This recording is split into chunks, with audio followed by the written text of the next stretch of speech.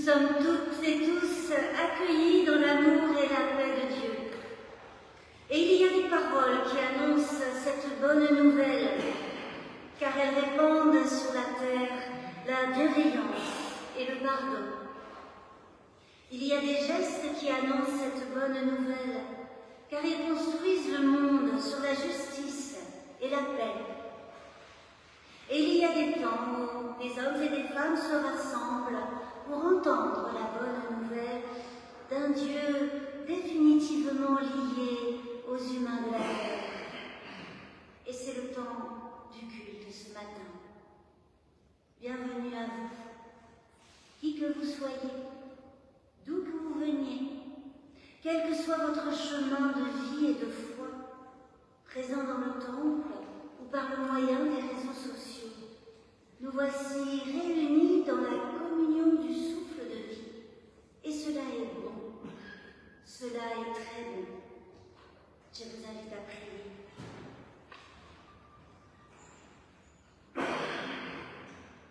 Toi qui nous aimes et qui nous pacifie, nous sommes venus pour te faire place dans notre cœur, dans notre intelligence, dans notre existence. Nous sommes venus pour faire place en nous à ta parole, à ton amour, à ton appel. Et ainsi nous pourrons vivre. Amen. Et je vous invite à vous lever pour entrer dans le temps de la louange dans laquelle Françoise va nous conduire.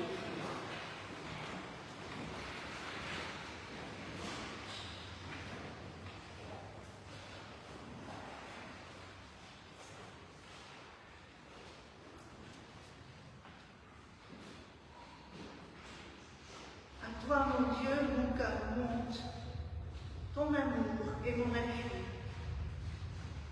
Toi, le Dieu des cœurs brisés, des cœurs hésitants, des cœurs battants. Toi, le Dieu des chemins égarés, escarpés, des routes à tracer. Dieu des bras ouverts, des mouchoirs serrés, des sourires offerts. Ton amour est mon appui. Toi, le Dieu des jours d'abandon, de questions, d'amitié, Dieu des douleurs éprouvées et des tendresses partagées, Dieu des patiences, des persévérances, des fidélités, ton amour est mon appui. Toi qui appelles, qui m'appelles, qui nous appelle, et nous rassemble dans ta confiance, dans ton espérance et dans ton amour. À toi, mon Dieu, mon cœur monte. Amen.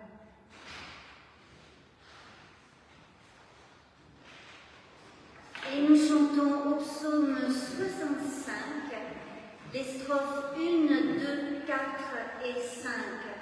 Vers toi, Seigneur, vont nos louanges. Oh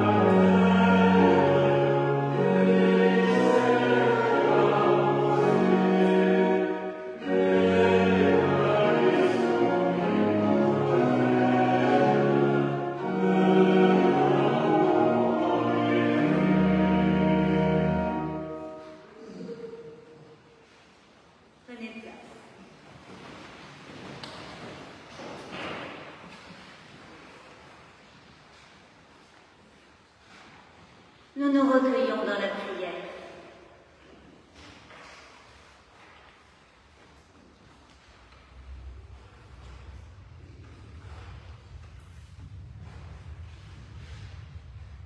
Silencieusement, tu germes en terre, dans les déserts, les terres arides, voici la vie.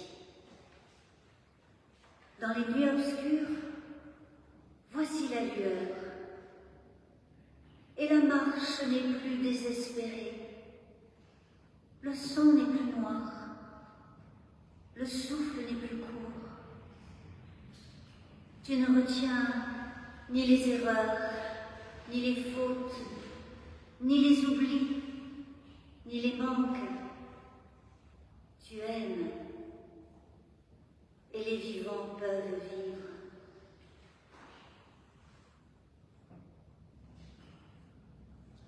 Silencieusement, tu germes en terre. Nos esprits s'ouvrent à ton esprit.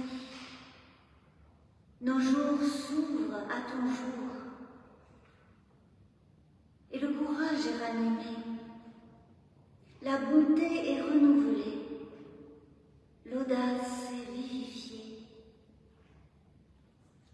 Tu ne choisis ni la condamnation, ni le châtiment, ni l'indifférence, ni le mépris. Tu aimes. Et les vivants peuvent vivre.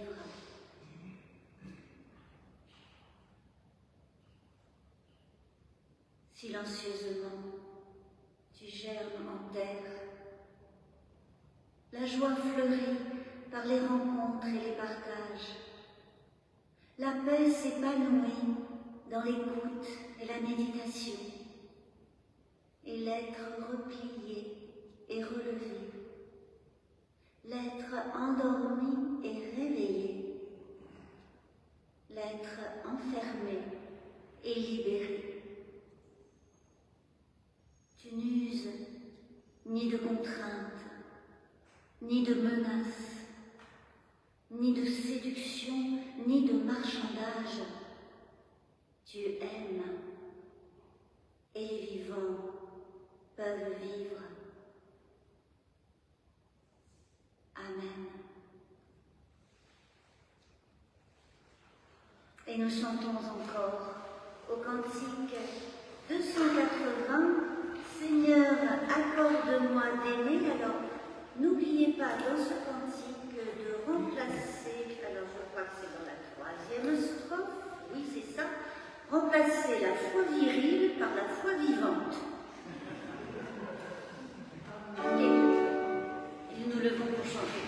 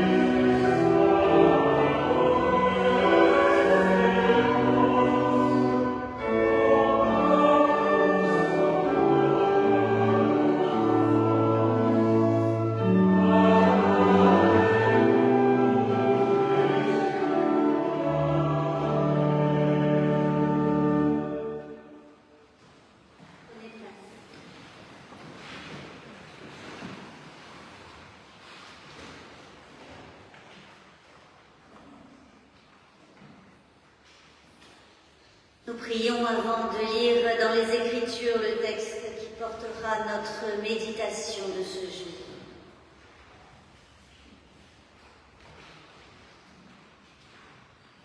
Éternel, donne-nous ton esprit pour que nous sachions où aller quand nos chemins se perdent, comment nous tenir au présent quand notre avenir est incertain, et que pouvoir quand nous sommes au bout de nos forces. Dieu de notre espérance, nous te cherchons dans la méditation des anciens témoignages de la Bible. Nous t'espérons, ô toi, source de la nouveauté de vie. Amen.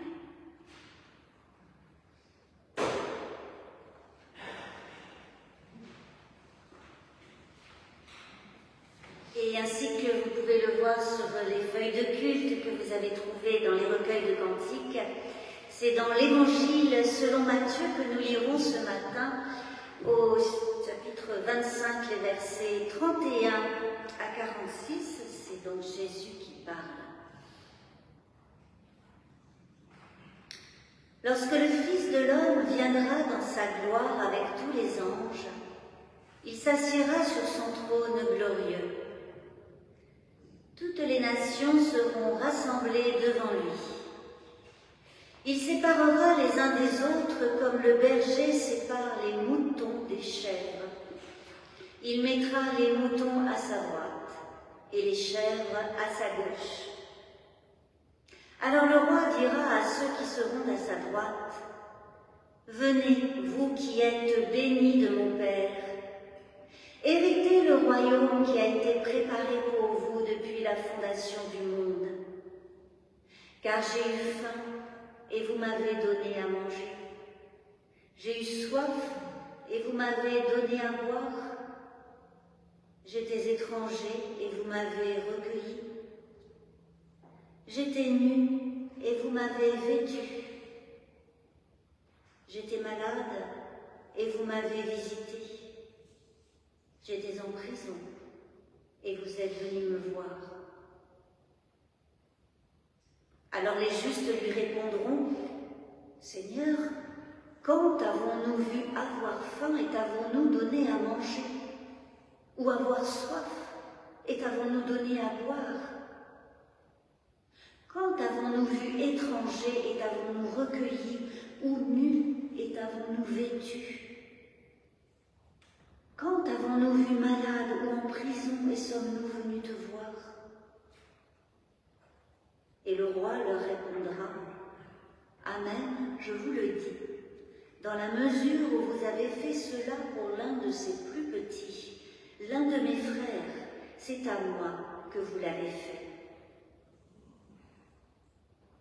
Ensuite, il dira à ceux qui seront à sa gauche, « Allez-vous-en loin de moi, maudits, dans le feu éternel préparé pour le diable et pour ses anges. Car j'ai eu faim et vous ne m'avez pas donné à manger. J'ai eu soif et vous ne m'avez pas donné à boire. J'étais étranger et vous ne m'avez pas recueilli. J'étais nu et vous ne m'avez pas vêtu. J'étais malade et en prison et vous ne m'avez pas visité. » Alors ils répondront eux aussi, « Seigneur, quand avons-nous vu avoir faim ou soif, étranger ou nu, ou malade ou en prison, sans nous mettre à ton service ?» Alors il leur répondra, « Amen, je vous le dis, dans la mesure où vous n'avez pas fait pour cela, où vous n'avez pas fait cela pour l'un de ces plus petits, c'est à moi que vous ne l'avez pas fait. » Et ceux-ci iront au châtiment éternel, mais les justes à la vie éternelle.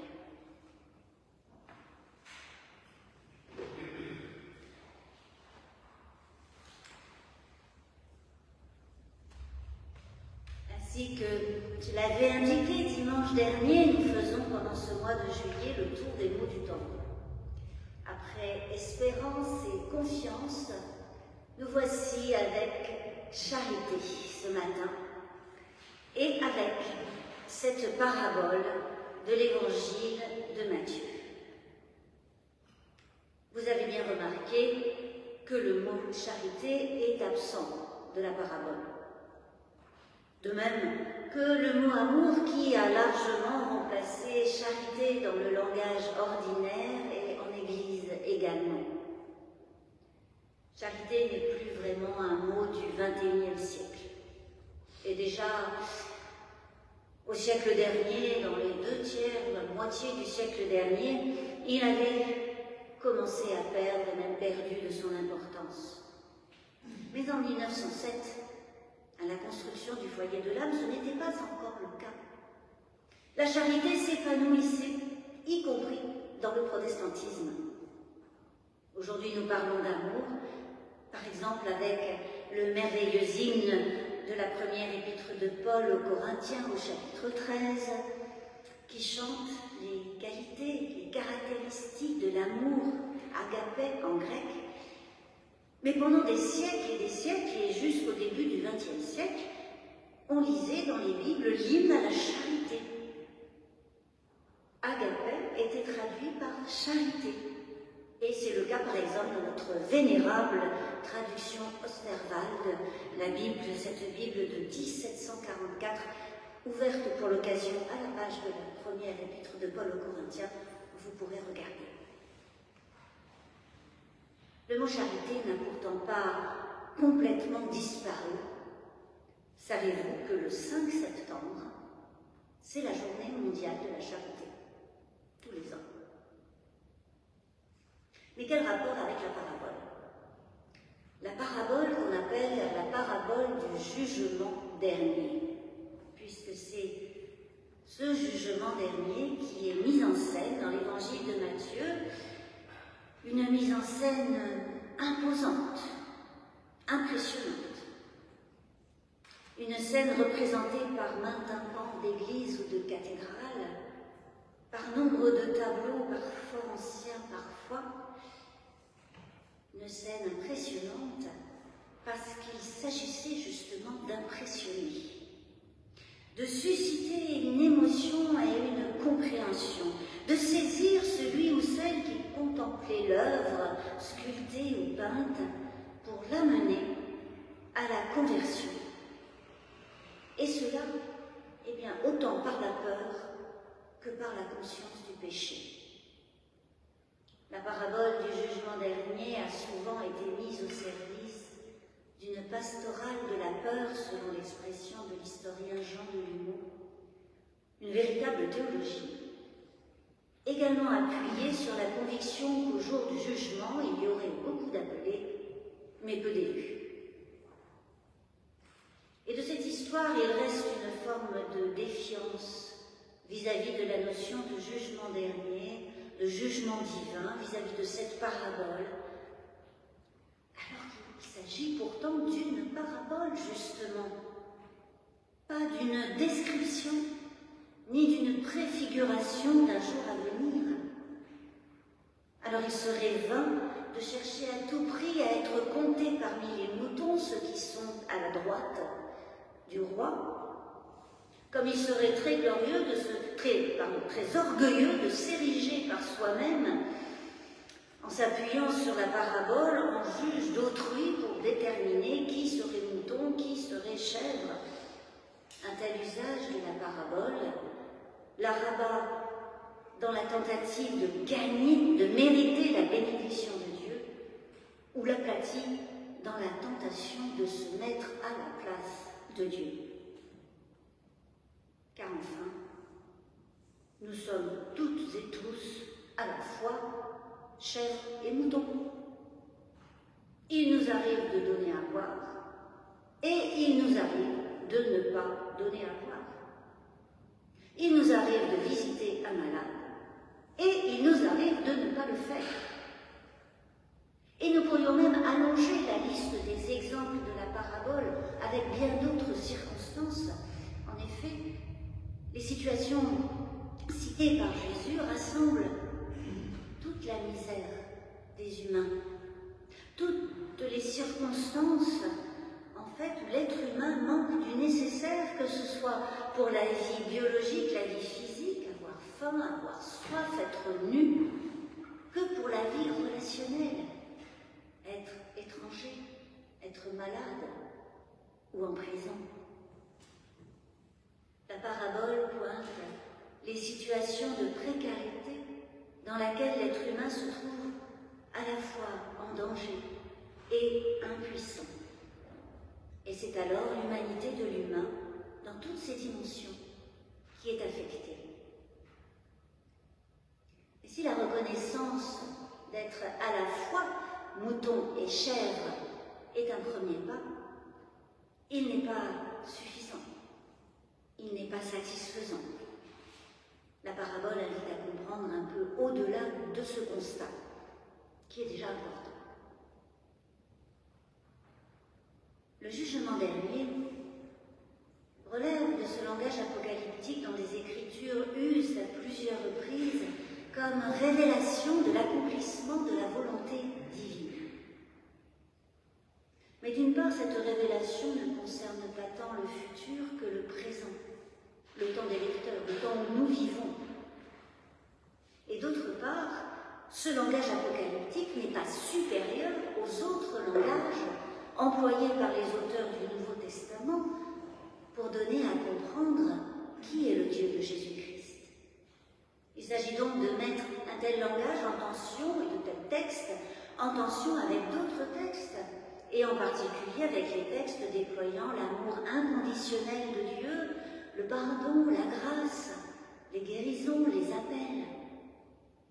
La parabole du jugement dernier n'est pas plus importante que la parabole de la brebis perdue et retrouvée, celle qui toute seule s'était égarée loin des 99 autres.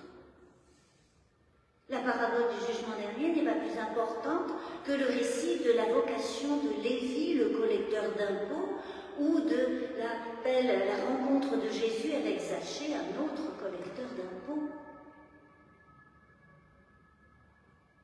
Alors, si la séparation des chèvres et des moutons ne passe pas entre les humains, répartissant à droite et à gauche ceux qui seraient que chèvres et ceux qui seraient que moutons, cette séparation passe en chaque être humain, de manière à faire advenir ou grandir le meilleur et à repousser ou à conjurer le pire. Car Jésus-Christ a révélé, témoigné, manifesté que la justice de Dieu n'est pas punitive ni vengeresse, elle n'est pas rétributive, c'est une justice restauratrice, une justice recréatrice, du premier au dernier jour de chaque existence ou du monde. Elle est la justice qui rend la vue à Bartimée l'aveugle, qui met au large la femme adultère enserrée par les hommes qui veulent la lapider, la justice qui libère l'homme possédé par un esprit impur. Elle est la justice qui redresse le paralysé à la piscine de Bethesda, qui accueille la pécheresse aux longs cheveux, qui réintègre le lépreux dans sa vie et dans la société en le guérissant. Comment pourrions-nous croire qu'un jour, des êtres humains seraient, par un jugement divin, livrés à un châtiment éternel? C'est en chacun, en chacune de nous que passe la justice, afin que notre être soit relevé, que soit vivifié ce qui en nous est vie et amour, et que soit repoussé ce qui altère notre humanité. Pour notre part intérieure de mouton, pour le mouton qu'il y a en nous, voir un étranger, un malade, un affamé, suffit comme appel à mettre en action notre humanité, à répondre à la vocation d'être humain. Mais pour notre part intérieure de chèvre, pour le chèvre qui est en nous, cela ne suffit pas. Et peut-être par négligence, par distraction, en raison d'un trop-plein d'autres préoccupations, ou peut-être à cause d'un soupçon, ce pauvre est-il bien méritant? Cet étranger veut-il bien s'intégrer? Ce prisonnier est-il assez repentant? Ou encore, par l'image d'un Dieu se présentant comme un test à réussir, plutôt que comme un appel à vivre et à aimer. Alors nous voici avisés, rendus vigilants par cette parabole et par d'autres paraboles et par d'autres textes de la Bible, afin que notre désir que grandisse en nous la vie et l'amour s'ouvre à l'œuvre divine de l'Esprit, de la parole, du Christ, ce qui est le jugement. Et le jugement restaurateur est articulé selon cette parabole à une épreuve de vérité, une prise de conscience pour chaque être humain, à la fois chair et mouton, et cela selon un critère. Et ce critère, nous pouvons l'appeler la charité. La parabole du jugement dernier pourrait tout aussi bien être appelée la parabole de la charité. Qu'en est-il donc de cette charité? Ce mot que nous n'employons plus ou quasiment plus, qui fait parfois frissonner certains, et qui est pourtant offert à notre vue et à notre réflexion à chaque fois que nous entrons dans le foyer de l'âme. Le mot charité, depuis des siècles, implique un mouvement, un engagement, une dynamique qui est service des humains en danger et impuissants. La charité, c'est le service d'autrui. La charité, cela se pratique. C'est une pratique. Cela se fait. Même si l'expression « faire la charité » est considérablement dévaluée en ce qu'elle a été référée à une position surplombante, véritablement insupportable, car humiliante. Aujourd'hui, nous disons plus facilement entraide, solidarité. Mais la tonalité spirituelle, chrétienne même, du terme charité ancre pour les croyants cette pratique dans la foi et donc dans l'amour premier de Dieu. Cet amour dont l'hymne de l'Épître aux Corinthiens fait entrevoir l'ampleur et la radicalité. La charité, c'est la mise en pratique de l'amour du prochain qui est semblable à l'amour pour Dieu. Et c'est ce que Jésus met en avant dans la parabole. Ceux qui sont affamés, assoiffés, nus, malades, prisonniers, étrangers, ce sont ses frères. Il les relie directement à lui, au point même de s'identifier à eux. Dans la mesure où vous avez fait cela pour un de ses plus petits, l'un de mes frères, c'est à moi que vous l'avez fait. Le Christ ne se tient pas dans l'origine ou le maintien, la garde d'une morale, mais dans le dénuement de l'humain. Et la relation à l'autre qui est démuni, à l'autre qui est impuissant, à l'autre qui est en danger, est un lieu majeur de la fidélité au Christ. Dans l'insistance de Jésus à répéter plusieurs fois dans la parabole ces situations de détresse des humains, nous entendons l'écho des nombreux appels des prophètes d'Israël à la justice. Par exemple, au chapitre 58 du livre d'Ésaïe, « Le jeûne que je préconise, n'est-ce pas plutôt ceci? Détacher les chaînes de la méchanceté, dénouer les liens du joug, renvoyer libres ceux qu'on écrase et rompre tout joug. Ne s'agit-il pas de partager ton pain avec celui qui a faim, de ramener à la maison les pauvres sans abri, de couvrir celui que tu vois nu? et de ne pas t'esquiver devant celui qui est ta propre chair. Le lien entre charité et justice est profond. L'une et l'autre sont inséparables. La charité, la mise en pratique de l'amour du prochain, le soin de celui qui est dans le besoin, représente une insurrection contre l'injustice et le malheur, contre la déshumanisation et l'oppression de l'humain. Et c'est certainement pour cela que le mot justice, si important dans les Écritures, n'est pas inscrit sur les murs du foyer de l'âme, parce que la justice est présente dans la charité. Et ce n'est pas surprenant de la part du pasteur Wagner, lui qui avait milité aux côtés de Tommy Fallow, le fondateur du christianisme social protestant en France. Charles Wagner, dont le premier ouvrage, publié en 1890 a pour titre « Justice ». Et justice est d'ailleurs le nom d'une des 3 cloches du foyer de l'âme.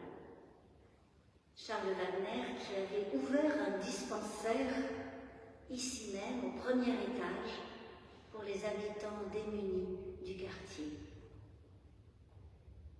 La charité, dans ses 2 dimensions personnelles et sociales, est l'un des éléments constitutifs du foyer de l'âme, parce que d'une manière générale, vivre, c'est être présent, c'est prendre place et part dans le monde tel qu'il est.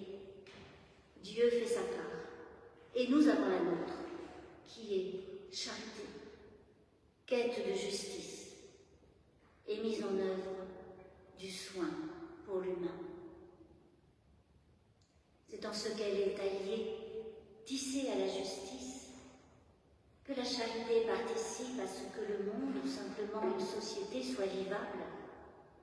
Et c'est dans cet élan que le protestantisme au XIXe siècle apportait la création de nombreuses œuvres de charité, que ce soit avec John Bost, et maintenant la fondation qui porte son nom au profit des personnes handicapées, que ce soit la fondation Lambrèche, pas très loin d'ici, qui accueille les personnes âgées, ou par exemple en Suisse la Croix-Rouge, avec Henri Dunant, et une multitude d'autres. Et cet élan se poursuit aujourd'hui avec les diaconats et les entraides des églises locales, avec la Fédération de l'entraide protestante, dont fait partie l'entraide du foyer de l'âme.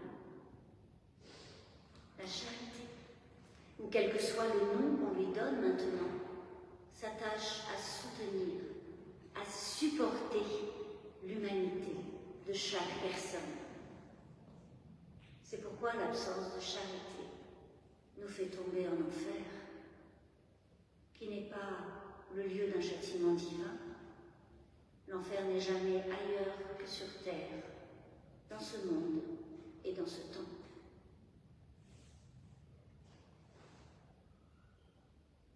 Un dernier mot sur l'étonnement des moutons et des chèvres dans la parabole.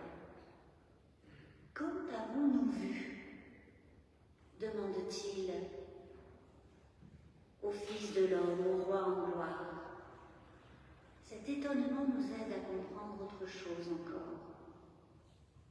La solidarité, l'entraide mise en œuvre par les moutons et non mise en œuvre par les chèvres ne l'était pas forcément au nom du Christ, en raison de la foi au Père céleste, en réponse consciente et délibérée à l'appel de Dieu. La dimension mise en scène dans la parabole est celle de l'universalité de toutes les nations. Le critère du jugement n'est donc pas la foi. La charité, la solidarité, l'entraide mise en œuvre par les moutons relèvent alors, pour un certain nombre d'entre eux, de l'humanisme, ou bien de la foi en un autre Dieu que le Dieu de Jésus-Christ. De même que les détresses indiquées à plusieurs reprises sont celles de l'humanité dans son ensemble, sans distinction de foi ou de religion.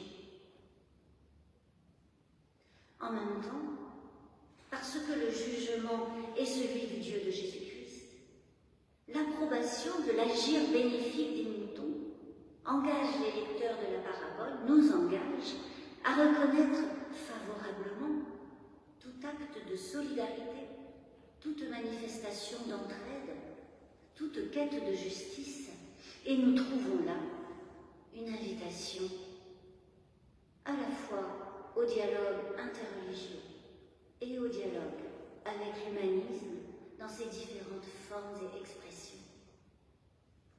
Une invitation à laquelle le mouvement du christianisme social et le protestantisme libéral répondent depuis bien longtemps. Parabole pour notre présent. Cette parabole et son invitation donnent au dialogue la couleur de la charité ancrée dans le Dieu qui fait lever le soleil sur toutes et tous sans distinction. Un dialogue qui est un véritable engagement de soi vers l'autre, non pas posture à distance, ni mise à l'écart de ses propres convictions, mais qui est hospitalité. Une hospitalité toute biblique en somme, de laquelle surgissent des fécondités surprenantes et des résurrections inattendues. En ce sens, l'universalisme de la parabole et de la charité sauve la foi chrétienne de l'esprit de supériorité qui la ferait se replier sur elle-même et qui finirait par l'étouffer. Alors nous n'utiliserons peut-être pas plus souvent le mot charité après aujourd'hui, mais quelle que soit la traduction que nous lui donnons, ce qu'il représente pour notre vie personnelle, ecclésiale, pour la vie sociale, ce qu'il fait scintiller pour notre être, nous oriente et nous met en route à la rencontre du Christ, vers l'humanité et vers le meilleur de nous-mêmes. Amen.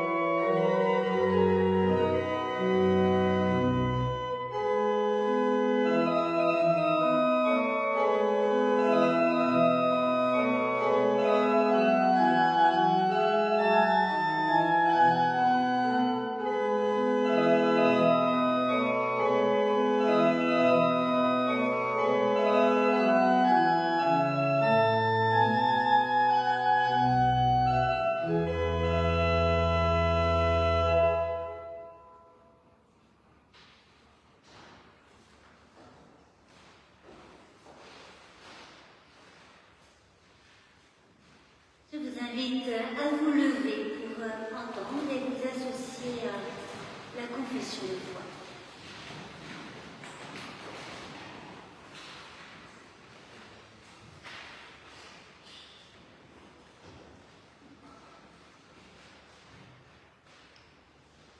Dieu est amour, créativité cosmique présente partout et en tout. Il oriente avec douceur vers le bien. Nous élevons nos cœurs vers l'amour avec une ferveur émerveillée. Jésus a incarné l'amour qui est Dieu. Il a aimé les pauvres, les malades, les exclus, les infréquentables. Il a même aimé ses ennemis. Il a tellement aimé, il a aimé si dangereusement que cela lui a coûté la vie. En tant que chrétiens, nous voulons servir notre prochain avec simplicité, comme il l'a fait, et dans cette communion avec les autres, ressusciter sa vie d'amour. Les textes et les traditions du christianisme expriment l'élan de nos âmes, qui nous poussent à nous supporter les uns les autres avec compassion. Dans toutes les religions, c'est l'amour qui indique ce qui doit être fait et ce qui ne doit pas l'être. C'est pourquoi nous prions pour qu'un Saint-Esprit de discernement renouvelle notre foi dans les temps et les lieux où nous vivons. Amen.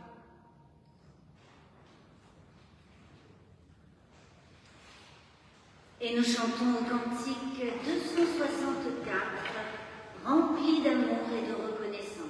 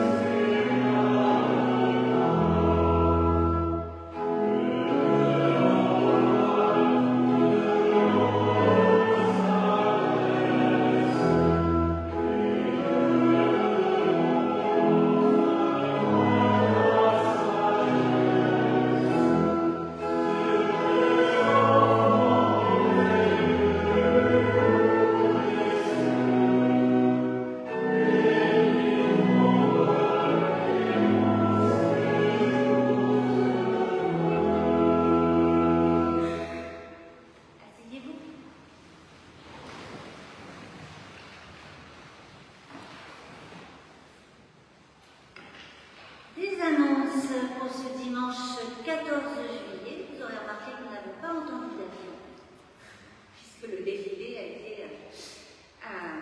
réorienté cette année dans une autre direction. Donc le culte a été recueilli.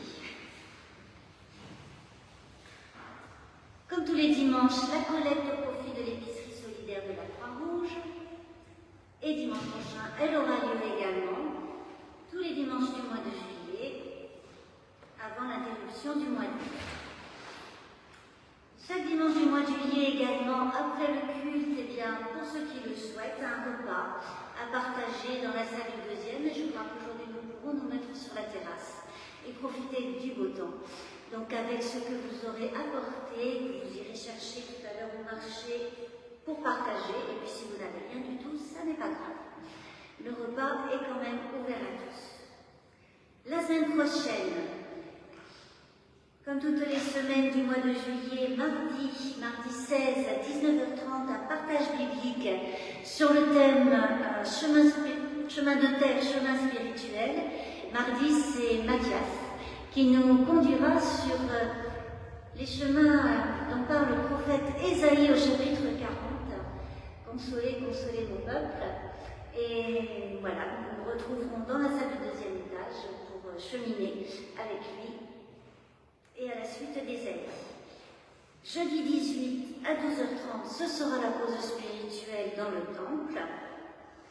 Et puis, dimanche prochain, le 21, bien sûr le culte à 10h30, et donc vous aurez compris que nous réfléchirons et nous méditerons sur le labeur. Et donc un repas toujours après dimanche prochain. Est-ce qu'il y a d'autres annonces à partager? Oui, Isabelle.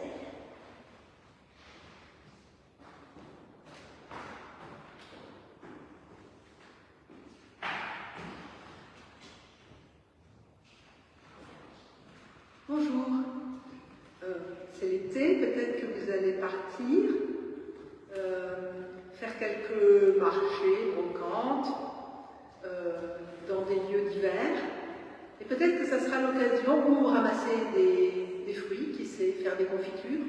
Et peut-être qu'avec tout ça, vous pourrez penser à la fête de l'amitié, qui a lieu les 22, 23, 24 novembre, et que nous partageons et préparons tous ensemble. Voilà, c'est un rappel important.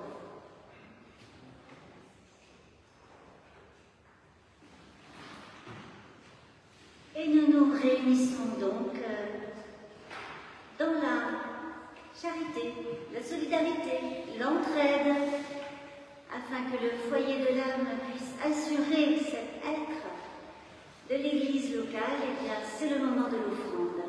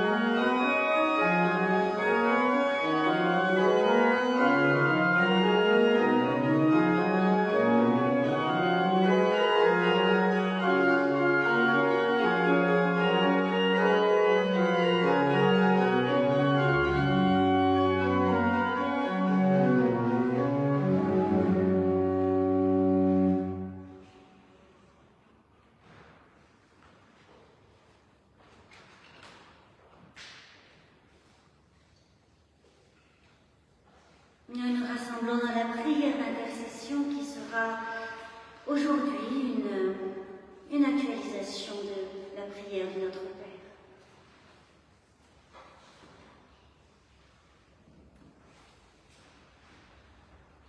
Notre Père et notre Mère, qui est dans la rue, dans notre vie quotidienne, partout dans nos luttes, que ton nom et ton message soient reconnus, que justice soit faite, que le partage soit vécu comme tu nous l'as montré, que tous les exploités d'ici et d'ailleurs aient du pain, que tous les opprimés vivent dans la dignité. Donne-nous la force de continuer ce que tu as commencé. Montre-nous à construire une société nouvelle, dans laquelle les femmes et les hommes vivent de nouveaux rapports sociaux. Délivre-nous de notre suffisance et de toute notre soif de pouvoir. Que nos mains continuent la pratique de Jésus dans les gestes de partage et de solidarité. Que le regard de Jésus nous aide à dépasser nos frontières. Donne-nous le courage de résister à l'attrait de l'argent et de tout privilège. Donne-nous la force de résister à la société de consommation et à ses fausses sécurités. Arme-nous d'une espérance à toute épreuve. Amen.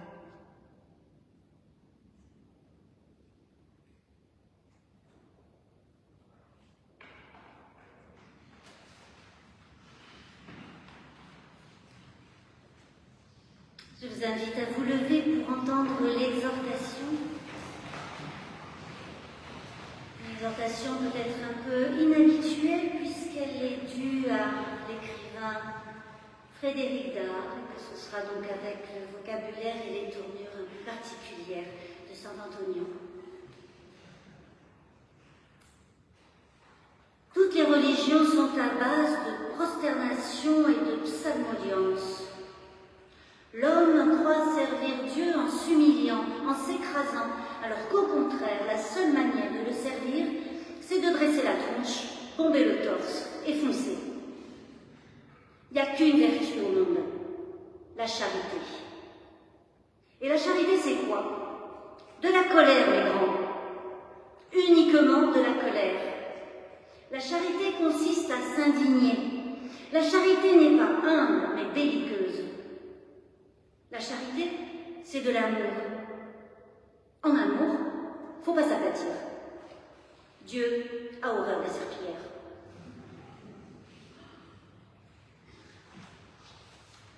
Et je vous invite à chanter au cantique 284. Ta volonté, Seigneur mon Dieu, nous le chantons en entier.